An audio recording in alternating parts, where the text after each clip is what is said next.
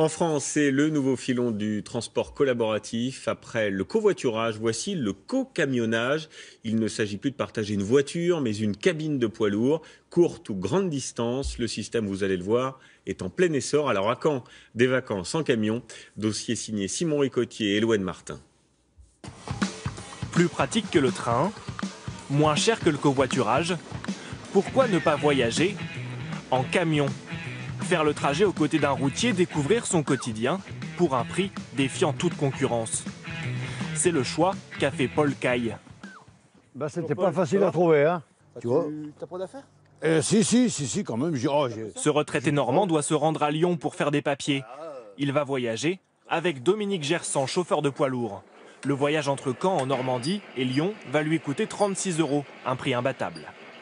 La SNCF, pour aller à Lyon-Centre, il y en a pour 100 €.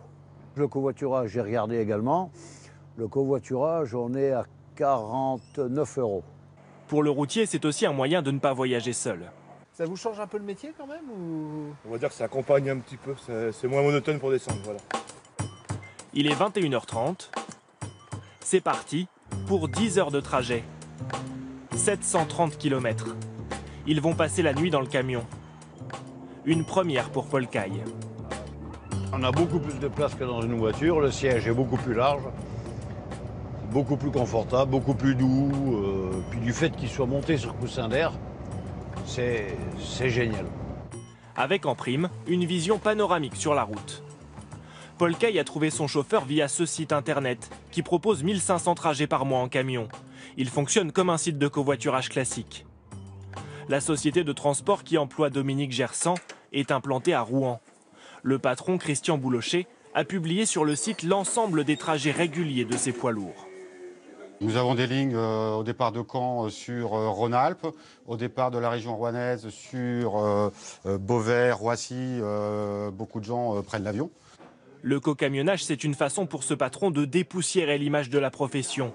Il n'a pas vraiment d'intérêt financier. Aujourd'hui, il n'a pas plus de 5 réservations par semaine à gérer. Souvent, on parle des poids lourds parce qu'il y a eu malheureusement un accident, parce qu'il y a un conflit social. Là, on va voir la vraie organisation. On rentre à l'intérieur de l'entreprise, on rentre à l'intérieur de la cabine et on parle avec le conducteur qui, bien souvent, est un passionné de son métier.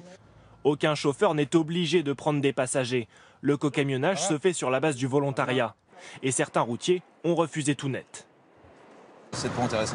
Pourquoi? C'est Parce que moi je fais la navette de nuit le soir sur Orléans et puis sur mon trajet pour m'arrêter, c'est pas évident. Parce qu'on n'a pas des endroits spécialement où pouvoir s'arrêter. Le prix des voyages est fixé à 5 centimes du kilomètre. Le site prend une commission de 15%, le reste va au transporteur. À Lyon, le trajet de Paul Caille se termine. Il est 7h30 du matin. Sa fille vient le chercher en voiture. Salut. Bilan du voyage, une courte sieste pour le passager, mais une expérience agréable. On regarde la route, on a discuté, on a écouté les grosses têtes. Voilà, bien. Bon, à la prochaine, au besoin, un coup d'appel. Pour le retour à Caen demain soir, Paul Caille a choisi, ce sera encore en camion. Faire rouler des particuliers dans des poids lourds, c'est le pari de Victor Clément. Une trentaine de transporteurs ont déjà adhéré à son projet. Donc là, en fait, sur le site, vous allez voir l'ensemble des offres qui ont été publiées par les transporteurs. Un trajet en camion coûte 20% moins cher qu'un covoiturage. Et les poids lourds traversent des zones peu desservies. En camion, on va aller ou partir d'endroits différents, des endroits où souvent c'est difficile d'avoir un train, d'avoir un covoiturage. Concrètement, ça va être les zones rurales, les zones périurbaines, les aéroports.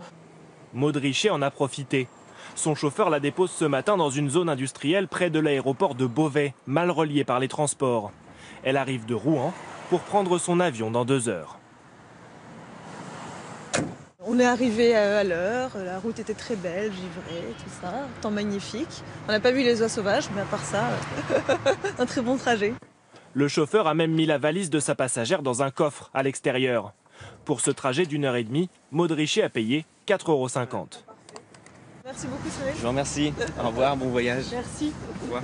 Si le chauffeur ne l'a pas déposé à l'entrée de l'aéroport, c'est qu'en camion il y a des règles. Pas question de faire un détour, c'est le passager qui doit s'adapter aux contraintes. On arrive un petit peu au milieu de nulle part quand même.